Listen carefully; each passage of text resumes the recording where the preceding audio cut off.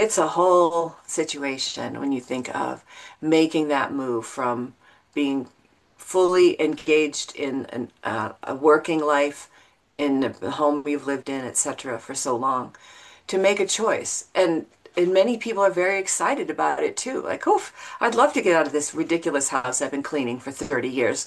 I would like to move to something smaller and get to a place where there are people who know what I'm going through and I can make better connections with. But it's a lot. Even if folks are feeling ready and it's positive, it's a lot to go through those transitions. Hi, I'm Irit, an elder law attorney and a gerontologist, and this is Golden Topics, Significant Crossroads for Seniors. Each episode features conversations with experts about aging, legal planning, and staying in control through life's changes. Because information is power, and you deserve to feel empowered. Follow, subscribe, and share this with the people you love. Talking to Bonnie Brindle about supporting seniors soaring through life's big transitions. I love it. Bonnie Brindle is the Anxiety Avenger. She's a psychotherapist, author, educational consultant, transformational coach, and international speaker. And there's more. I just can't breathe anymore in this. Bonnie shares her personal journey from anxious to being empowered and how she's now guiding seniors to do the same. So, hi, Bonnie. Thank you so much for being here. And why don't you Thank introduce yourself? Thank you for that lovely introduction, Marie. Yes, I am known as the Anxiety Avenger. And the reason for that is that as a younger person, my early adult life, I dealt with debilitating panic disorder and agoraphobia. And agoraphobia basically results in an inability to get out in the world and function on a regular basis. Some folks, like me for a short time, even can get so anxious that we don't want to leave our homes. And I'm finding actually that's becoming a little more common than it used to be with issues happening around the world. So, yes, I'm known as the Anxiety Avenger. And what brought me to that title, that place, and to the writing my book, Cracking the Crazy Maker's Code, is the fact that as a young person, when I was in college, my anxiety disorder was so intense that I struggled to stay in classes. I would leave early, I'd show up late, I'd go to the bathroom 3 times. That's not useful for learning. So I actually had to drop out of college. And after what it took me to get there, and being back with my family, which was highly dysfunctional and not a good place to be, I was extremely, extremely upset with myself and didn't know what to do next. So I did make the best decision after mulling it over for a bit to reach out to a therapist. And that step changed everything for me. And it resulted in the entire rest of my life working on what are the best ways for folks who are anxious to help themselves to remain grounded and be back and having joy in their days and have positive experiences and be connected to others instead of hiding away and being in shame about having anxiety. And one quick thing I want to say about anybody here listening who might think, I really maybe should go work with a therapist, is that choosing a therapist is like shopping. You need to find someone who's a good fit for you. And that's really tough when you're taking that big step. It's hard just to get out there and look for somebody. But it's important that you feel really comfortable sharing with that person. And if you try somebody out and they just don't feel quite right, don't be afraid to say no thanks and go look again to find someone who fits the needs that you have at the time. That's really important. I 100% agree with that. Okay, so we're talking about senior citizens. So many seniors face major life transitions when they're moving into senior life communities, right? Senior living communities, sorry. So what are the most common sources of anxiety you see during these transitions, and what can family members and caregivers look for? Well, it's quite a mouthful when you think of what senior transitions actually look like. So let's say we have folks who are retiring or married or partnered with someone who is retiring. It's a huge change right there. Maybe downsizing the home, maybe moving into a senior living community or some other option that is a downsize from a home they might have lived in for decades. That's incredibly difficult to leave behind that comfort, that the things, the furnishings and the items and maybe the artwork and the all the little things that we hold on to that make our lives what they are. And it's hard to think about downsizing and starting to move some of those things out.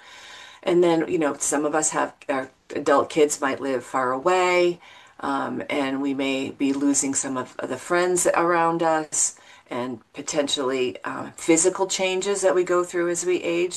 There may be some loss of mobility that we've had before, or potentially giving up a vehicle.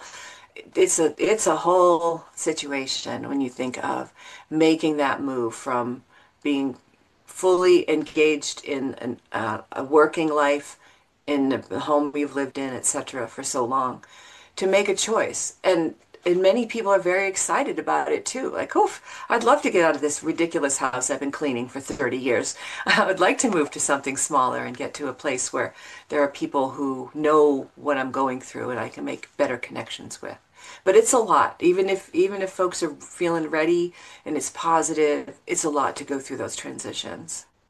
Okay, and what should family and caregivers look for when they're, dealing with this sort of stuff? Or how do they know that this is what's going on with people? It can be tough, and something that sort of the flipping of relationship between parents and adult kids can Yeah. be fraught with some energy that can get out of hand on occasion if we're not really paying attention to that. Because as a parent, even if your child's 50 years old, they're still your child, and you're not used to being told what to do by them, right? So then that adult child comes into the home and sees, the cleanliness level isn't what it always was, or I notice mom or dad is sort of eating faster food than not cooking for oneself. There can be more frustration, sort of easier to anger, and certainly fears that maybe your parent or loved one didn't have previously or didn't have at the level that you might be seeing now. They might become a little more withdrawn, sort of any changes in their emotional behavior or physical environment that would flag this isn't what this person has been used to doing in previous years. It's important to look for the little things because I think sometimes we want to make excuse also and say, well, that's not such a big deal. She used to be elaborate or he used to be elaborate in cooking meals and maybe just not feel like it now. But watching for those small changes is important because they lead to bigger ones.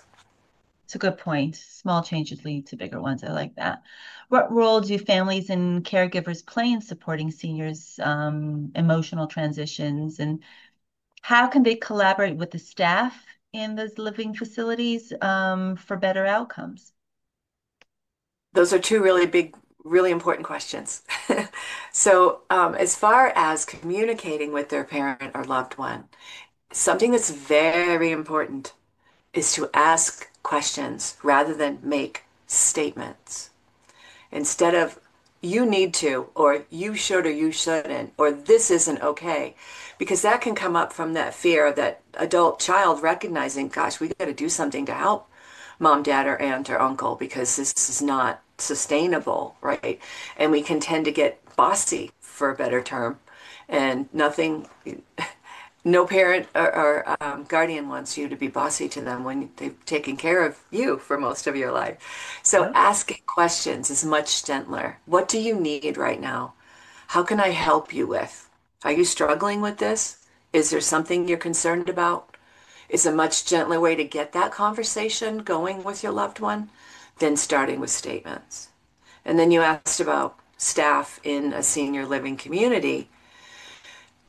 Taking the time to express to the folks as if you're helping a loved one potentially move into a community, to let them know what you know about their likes and dislikes, and if there are any things that might trigger them emotionally, don't be afraid to share that. The staff in a senior living community wants to be informed about how that person feels and responds and reacts to things.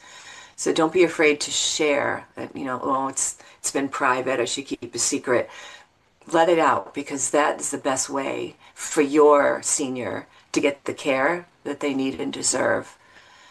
And to look for how look carefully when you tour a senior living community for how the staff appears. Do they seem to be light and happy, and the way they interact with other seniors there? Are they interacting with them in a way that is gentle and laid back? Or do they sometimes feel, and it happens a lot, overwhelmed with sometimes the anger or frustration or fear that folks first come into a community with? Right. How a staff helps that person on board.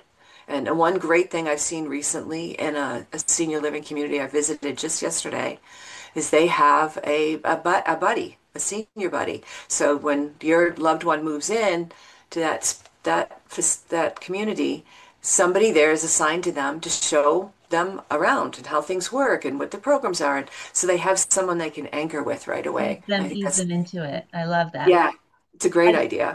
it's a really great idea. They have that sometimes in university, by the way, that the new students have like a big brother that's a year or two above them that will help them transition into it. That's Yep, a good idea.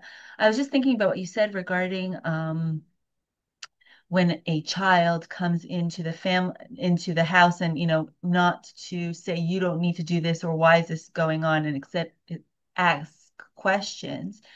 I was just thinking about it. When you come into the house with accusations or decisions, you put the person on defense, which makes him, yes, angry. And as you said, I've been taking care of you. Hello, like, what are you doing? On the other hand, if you ask the question, then that person will feel, oh, she sees me or he sees me, something, they understand that I need something and they want to help me, opens them up more to, sharing what it is that they actually need. absolutely. A question is always received better than a statement. And many years I spent as a middle school educator, that was the best way to handle kids, and it's the best way to handle our seniors too, is to connect on a how can I, what do you need, instead of Really, this is really, how it's got to be. it's a Yep. really, really Makes all important point. Thank you for really that. important. Yeah. Okay. You emphasize the importance of senior community staff well-being. And hmm what are some early warning signs that staff should look for in themselves and in the residents when it comes to stress and anxiety? hmm Starting with the staff with themselves. They're human beings. They have lives and relationships just like everybody else. And they come into an environment where people have great needs and they are giving each day. And this goes for caregivers as well, that it might be family members who might be helping seniors who are aging at home and going in or staying with them. It applies equally to that as staff, right?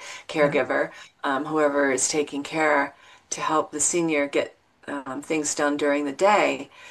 Everybody brings our own background and our own frustrations. And something that we need to really look at is how can we, as caregivers, set aside what we have, what we're carrying for those hours that we're working with the senior. Because if we're bringing the frustrations of an argument, maybe in our own marriage, or concerns about kids, stress that are our kids at school, or finances, or health care, all the things that weigh on us each day. If we bring that, and that's what comes in the front door with us to connect with that senior, right away, that energy is going to make our seniors sit up and pay attention and not feel comfortable and relaxed. So the seniors can look in at their own caregivers and see what's happening, as well as a caregiver looking at the senior and saying, oh, she or he is feeling frustrated right now. I can see frustration. What are they angry about? So as a caregiver or staff member, starting a conversation first before the work that has to be done, because there's a lot, right? You might see people coming in and, oh, I've got to help this person with this thing, and this thing, and I have 20 minutes to do that before I need to go on to the next situation. To take just a moment, how are you doing today? Is there anything on your mind that feels kind of sticky, or even sharing without great detail? Um, Hello, Miss Hoffman. It's great to see you again this morning. I'm going to help you with these two things you asked about. And boy, I just want to let you know, I need to just take a deep breath for a minute right now because I'm kind of carrying some stress and anger from my own life, and I don't want to bring that into the space, our relationship together. Would you take a breath with me for a minute? Let's just settle in and okay. Now, what do we need to do together? Just acknowledging that humanity, they don't have to give any details, but acknowledging that humanity where, or to say to the senior, I can see you seem a little edgy right now. Is there something going on that you want to share with me before we begin whatever this piece of work together that we're going to do?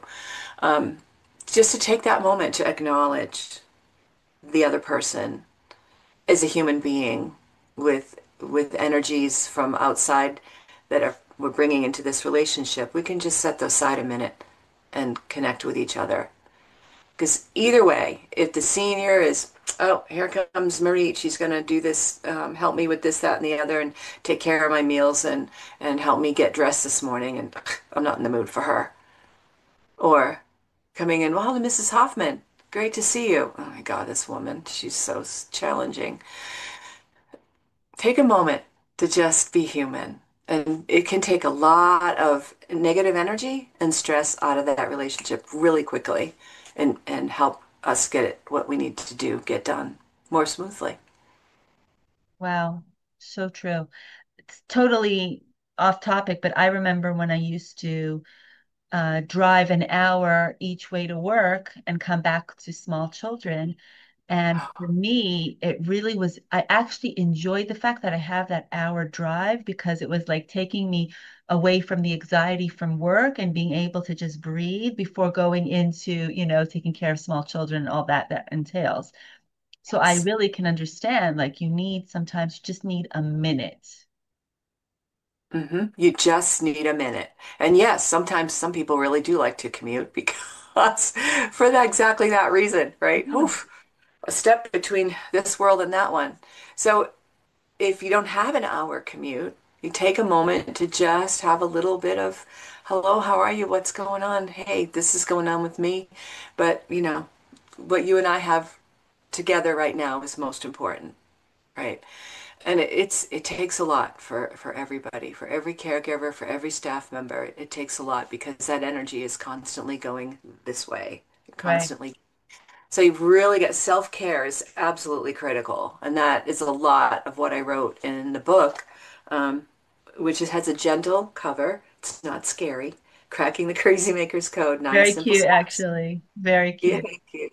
The raccoon is my avatar with the little red cape of, we all need to be our own superhero. And being our own superhero starts with self-care, right? If you've ever flown on a plane, you know the flight attendant's going to tell you to put your mask on first. Right. And that is a very good advice in life in general. We've got to take care of ourselves, make sure we're hydrated, we're getting exercise, we're doing breath practice, we're taking time to be in nature, we're taking time to recognize what we're grateful for, all of the things that help us just be with ourselves in a positive way.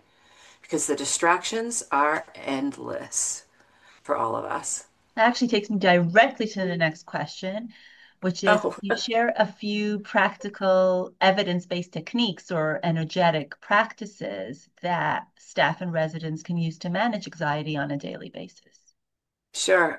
And so, as a therapist and as a client of therapy many times over in my life, talk therapy, having a conversation, validating each other is useful. Occasionally, a medication can help somebody to take a stressful energy down for a while they're healing through therapy. I always advocate when people, I'm not a doctor. But I advocate when people use medication to see it as a temporary, as a stopgap, as a help to feel what it's like to be more relaxed while working on the issues at hand, rather than seeing it as, oh, I'm just going to stay on this for the rest of my life. And, Right, because right. all it does is cover that symptom. Anyway, that's an aside. But so talk therapy and medication are kind of I call them the old playbook of helping people therapeutically, and they're important and helpful. But over the years of, like I said, the decades that I've been squirreling around and figuring out what are the best ways to really help ourselves reduce anxiety, are some techniques and practices that, at least in the US and the Western world in general, have not been invited, have not been accepted, have not been believed. From cultures like the Chinese and the Japanese and the Indian, who have been working with these things as medical practice for thousands of years, and they help. So one of them is a blend, EFT tapping, emotional freedom techniques, and tapping, some people might have heard of, help to, it's similar to acupuncture. A lot of people know what that feels like, Right. looks Right. like, but without needles. It uses the actual ability to tap on specific meridians, which are energy pathways in the body, while talking about the things that are stressing us. And it's a way to release that energy. It's very odd at first, and it feels like, well, how can that help? But those energy pathways that go through our body get blocked when we're anxious. And Marie, anxiety is simple. Anxiety is just blocked energy. That's it. It's not anything else. It's just blocked energy. And we circulate around and around and around and around, and we focus on it and we chew on it and we get stuck in it, blah, blah, blah. But all it is blocked energy. And it sounds complicated because it complicates our minds and our lives and our relationships every day. But being able to release it. So through EFT, which is a practice that I use daily, that works for folks who can verbalize as Okay. well as follow. Also, Jin Shin Jitsu, not to be confused with Jujitsu, which is a martial art. Jin Shin Jitsu is a Japanese medical practice of thousands of years again.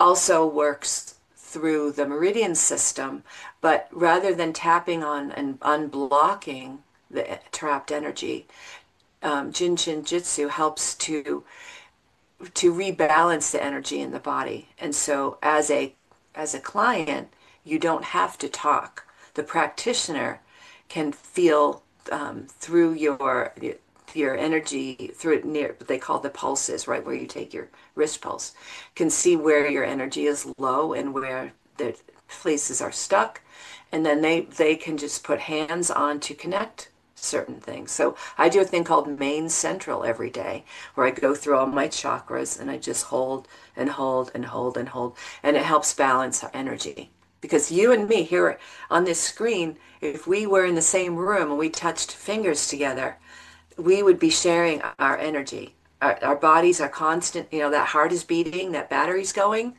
and it's making energy pulse through your body, and every other living thing around you is doing the same.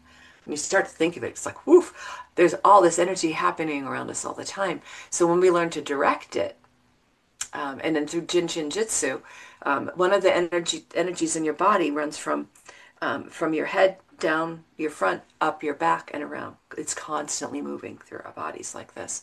And when we can help that to become less frenetic, we can calm ourselves. So EFT tapping, Jin Shin Jitsu. Also, I'm very, very happy about Buteyko breathing techniques. Right. Buteyko breathing helps us to use our nose, which is what for breathing. Our mouth is for talking and eating. And when sometimes we get caught in mouth breathing, we can really dehydrate our bodies Right. by breathing out through the mouth. So working through the nose, and learning to do things like when you take a deep breath, take a moment with this. Okay, with me. Practice with me for a sec. Sure. This is box breathing. So you've been told before, okay, you're anxious, you want to take a deep breath and just let it out. Okay, great. In through your nose, out through your nose. And that can be somewhat helpful. But if we add holding the breath at the top and holding it at the bottom, then we can actually lower our heart rates. And this is a technique called box breathing.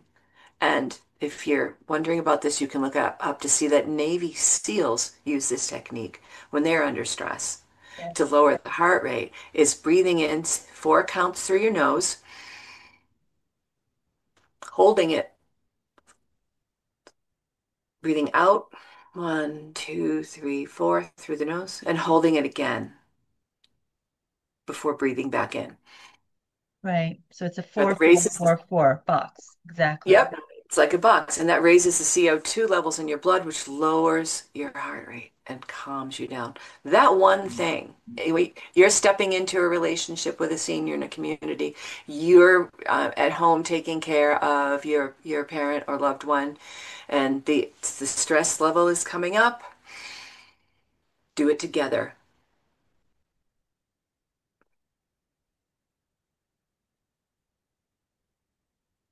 just like that.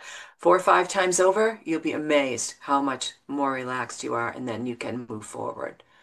And that's the type of thing that, no one needs to know that you're doing that, and you can just help yourself with it. And the nature pill.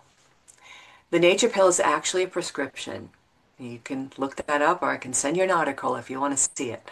The nature pill has been prescribed by doctors when people are overstressed, and it basically tells us to get out in nature in some level for 20 minutes a day. They researched that at least 20 minutes, and you can stay out there for 3 hours, that's great, but at least 20 minutes focused on nature helps us reconnect to where we came from. We human beings who are sitting on screens and driving cars and talking on phones, we came from the natural world, and that's returning to our source, right? So nature can be great. You can get out in the woods, you can get out to the beach, awesome. It can also be your backyard. It can be a park near you. If you got a bunch of plants in your house and or pets or the wildlife around you, anything where you can focus on natural things growing, and that can include animals and plants. Take yourself out of your own head and be connected to where we came from can really help you calm yourself down as well. That's true. That is definitely true for me. If I get anxious, I often go for a walk and it helps a lot. Go for a walk and do it with your water bottle. Hydrate and move. Yes, ma'am. That's Mhm. great. Okay, so for listeners who want to start making changes today, what are Today. your top 5 daily tips? So the top 5 tips include, and they are in your show notes here, your listeners can find in your show notes. They're right there in a link for free. There's a little document there. They're reminding you to hydrate. This is something most people don't do enough of, no matter what age, but especially kids and seniors. And as we age, seniors' desire for thirst is lessened with age. That's So right. even the feeling of thirst is, not so prominent. Most of us don't hydrate enough. I can't tell you the number, the examples, the people I personally know who have taken falls or been dizzy and have had terrible headaches, gone to the ER, and immediately been set up with an IV for hydration right away. Right. All the time. Happens all the time. So a lack of hydration can cause headaches, dizziness, confusion, falls, all the things that we associate, right, with continued aging. Really good hydration can help. So what I do is make sure I drink a glass of water because building a new habit's not easy. Right. And this is in the senior source book, the how to do the habit part of it. I drink water before I eat anything. So that's 3 meals a day right there. Glass of water first. And yes, I love to snack in between, like most people. So I get my water before I snack too. So that's at least 5 glasses of water a day that I hadn't maybe been thinking of, right? So anytime I'm going to put something in my mouth to eat, the water goes down first. So hydration and movement, whatever level you are able to move, and doing more movement may increase your abilities to move more in different ways. But if you can get out the door and walk in the morning, get dressed and go. Get out there and move.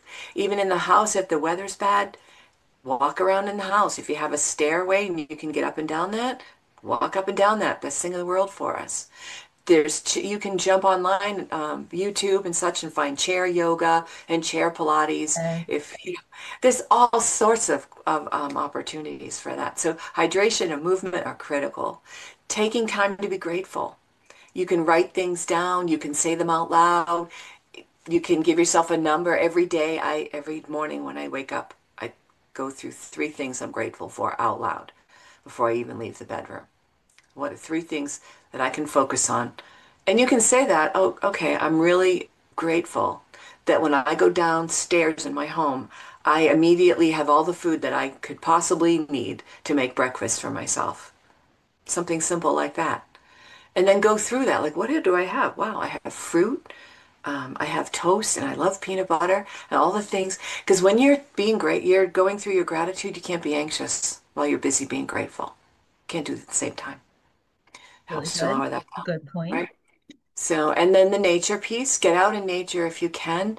And if you can at the moment, I have a whole arm of work that I do with folks called wildlife imagery, where we go in our minds to a place in nature, the forest, the savanna, the beach, the mountains, whatever, and just conjure up all the images of everything that would be seen in that space, all the plants, all the animals, the weather, whatever kind of weather you like, and be in nature. Even if you can't be in nature, you can do it through imagery. Taking yourself back there can be a really critical step and really, really calming because it's so natural for us. And then again, the breath practice. Just take the time to practice that four, four, four, constantly over. In for four, hold for four, out for four, hold for four. You can do that around and around as many times as you like. So you're hydrating. And when people say to me sometimes, I can't do all that in the morning, it'll take hours. No, well, it'll take like 20 minutes because you can take a water bottle and hydrate while you're out for a walk moving, doing your breath practice, doing your gratitude, all of that at once can be done. So it doesn't take a lot of time. But those five things I do every single morning. I never start my day without them. 20 minutes. Everybody has 20 minutes for themselves. Everybody's 20 Make it minutes. happen. And if you don't set your alarm 20 minutes earlier, it'll be worth it. Absolutely. Okay, I know you wrote a book. I want you to tell us a little bit about your book because we're about to end and this was super interesting. So tell us about your book and where can our listeners find your book? Okay, thank you. So again, easy to access, not overwhelming. Cracking the Crazy Maker's Code, 9 simple steps to ease your anxiety. And the crazy makers might be, in my case, people who raised you, people with whom you work each day, might be neighbors you encounter, might be traumas you have endured or witnessed others enduring. It could be any kind of situation that makes you feel negative, something in the senior space, maybe something you've lost. Maybe you're feeling the loss of the job, the home, maybe a partner, spouse, a certain level of mobility. All those things, I call them crazy makers because they live in the back of our heads and they activate anxiety constantly. Right? We don't need that. So I wrote a brief memoir of how I got from debilitating panic disorder and agoraphobia to not that. And at the end of each chapter, I have reflections and action steps that are built into a printable journal. There's a QR code in the book. You can just print this journal. It's guided for you with the reflections and action steps and space for you to explore on your own and start taking your own path of reducing your anxiety. That's And awesome. maybe and discovering it. Thank you. And maybe discovering it. There maybe are things that we think, oh, I'm not anxious. Well, maybe some of the behaviors and difficulties we have with relationships are really based on kind of hiding ourselves and wanting to self-protect in a way that we don't really need to. And that breeds anxiety. And then also in your show notes, a link to the source book, my self-care piece. It's done specifically on hydration and nutrition and connecting socially with other seniors, especially in the new space of moving into a senior living community, dealing with the digital world, and not letting our phones and laptops and watches maybe um, create digital panic attacks for us with all the things that are constantly being thrown in our faces that we don't necessarily need to hold on to. And then at the end, at the end of the source book, there's a whole list of ways that seniors can volunteer through AARP to help other seniors. Some of those things are online, some are actually by phone, ways that we can help other people, because getting outside of ourselves and helping others is one of the best things in the world to reduce our own anxiety. And so in your show notes, there's a bunch of links, the links to the book, the links to the senior source book, the links to my online communities, which are free. It's the other part of my gift to your listeners. For 30 days free, either the Tire Swing Seniors, the group for seniors 16 over, and the group for caregivers are free, and it's low cost to stay, where we meet live a couple times each month, and you can email me with questions or suggestions for topics in between, and we get together in a supportive community where people can talk about what's going on and get lots of strategies, and we work through some of those EFT and the Jin Shin Jitsu and etc. And other breath techniques together so that we can be less isolated and walk away feeling more calm and ready to face the next step. Okay, great. And people who don't have access to the links, how do people buy your book? Is it only online? Is it through through your links online? Is it on Amazon? How do you get to the book? So the book itself, you can go to the links that I gave you, or just to my website. You can go find it yourself. My website's so easy, bonniebrindle.com. Can't be any easier. Okay. It's right there at the top in the line. You can buy it online, and I can personalize it and ship it directly to you in the United States. I can't do that to Israel, unfortunately. But also, it is available on Amazon in paperback and Kindle and Audible. So Oh, for those of wow. you who would rather listen or like to listen and use the book at the same time, it is available paperback, Kindle, and Audible on Amazon. Perfect. Yeah. Okay, well, thank you, Bonnie, for being with us tonight. Super important conversation. Loved it. It was really, really good. If you're facing one of life's important crossroads, like planning your will, an enduring power of attorney, or a financial agreement for a second marriage, I'm here to help. To get in touch with me, visit my website, lawmereed.com. I've put it in the description below.